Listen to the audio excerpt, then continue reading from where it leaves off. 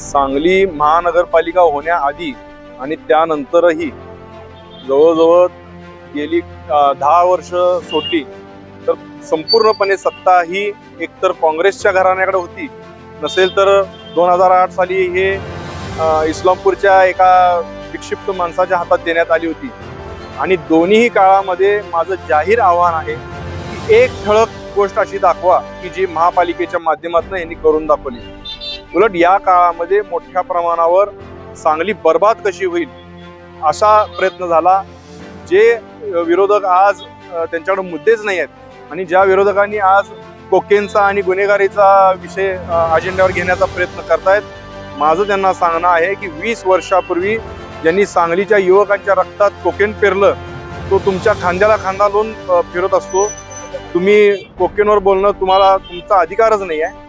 दुसरं गुन्हेगारीबद्दल जर का बोललात झाडून सगळे गुन्हेगार सांगलीतले विक्षिप्त गुन्हेगार सगळे गुन्हेगारी छोट्या छोट्या टोळ्या ज्यांनी असंख्य व्यापारी असतील, नागरिक असतील, सर्वसामान्य कष्टकरी असतील त्यांना लुटून खाल्लं, अशा लोकांना तुम्ही तुमच्या स्टेजवरती मिरवला, तुमच्या पोस्टरवरती ते मिरवतात।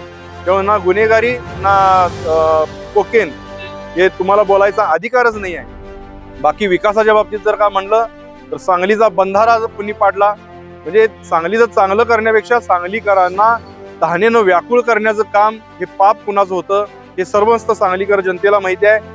आमचं कोल्हापूरचं विमानतळ जे सांगलीचं 50 वर्षाचं भवितव्य आहे ते विमानतळ कुणी विकलं आणि त्याचा व्यवहार 30 कोटीला घेऊन 750 कोटी कोण खिशात घालणार होते याचा सगळा लेखाजोखा सांगलीकरांच्या समोर आम्ही मांडणार आहोत। त्यांनी विकासाच्या बाबतीत बोलू नये, त्यांनी गुन्हेगारीच्या बाबतीत बोलू नये। माझं तर मत असं आहे की सांगलीत आज विरोधक लढत नाही आहेत, की एक फसवणाऱ्यांची, सांगलीचा विश्वासघात करणाऱ्यांची टोळी एकत्र येऊन लढायला लागलेली आहे आणि त्यांना आम्ही जसाच तसे उत्तर देऊ।